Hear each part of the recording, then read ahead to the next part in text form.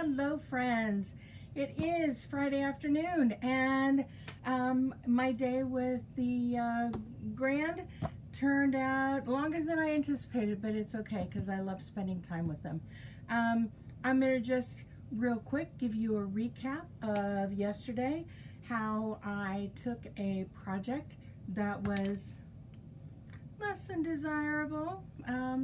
Didn't like the way it was going, so I put it in the discard basket and haven't thought about it for 4 years, except to look at it every once in a while and get creeped out.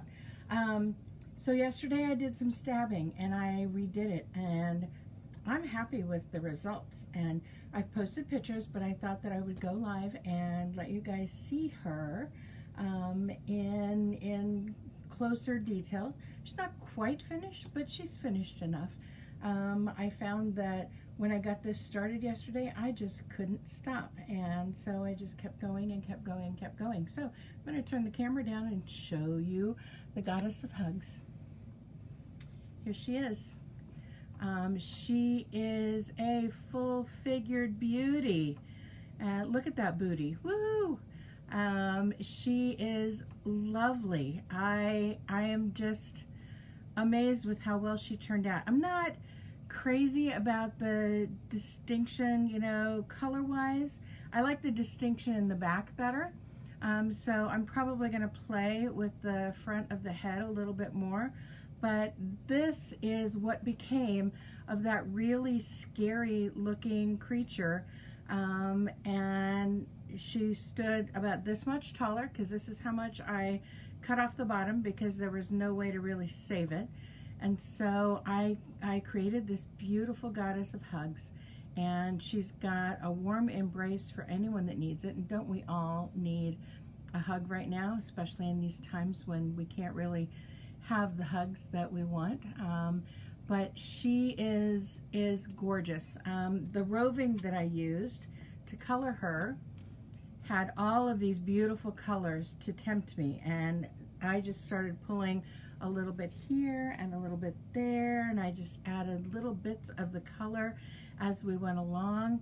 I tried to make sure that I didn't have too much of one color in one spot or not enough of another color. Like I said, except for the head, I've got this really dark line that I'm probably going to play with. Maybe I'll embellish by adding something there. I don't know.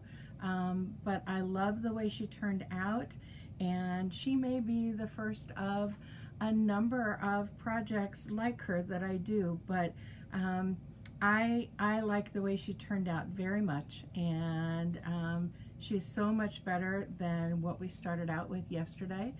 And the depth of color from this roving and just blending those just makes me think of agates and all of those beautiful stones that you'd find. Oh, there's a lake in Michigan or something that has all these brightly colored stones in it, and the roving just made me think of that as I was putting color on her yesterday. But I couldn't put her down. Once I got started and filling out the figure, and you know, the goddess figure has always been something that's appealed to me.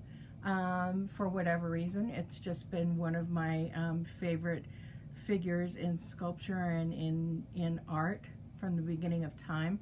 And so I wanted to do something goddess related, and she just turned out to be the Goddess of Hugs. And now I've got to figure out how I'm going to give her a base and how I'm going to present her to the world. But I absolutely love the way she turned out, and I wanted to share her with you so that you could see that, yeah, you can indeed take a project that is in your eyes less than perfect, and you can turn it into something that you're very happy with.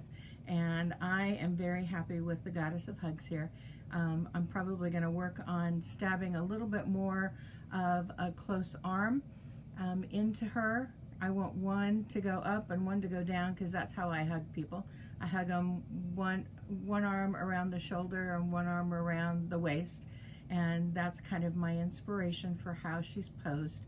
But the Goddess of Hugs, and don't we all need a hug right now? So from me to you, here is the Goddess of Hugs to give you a virtual hug and to let you know that when you can't figure out how to work things out, stab them out and you might be surprised. So I'll talk with you on Monday. Have a great weekend.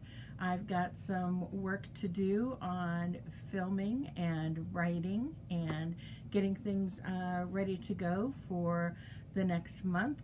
And there are classes online, stabthingsintoexistence.com. I've got 3 classes listed for later this month, and we've got classes listed for September as well.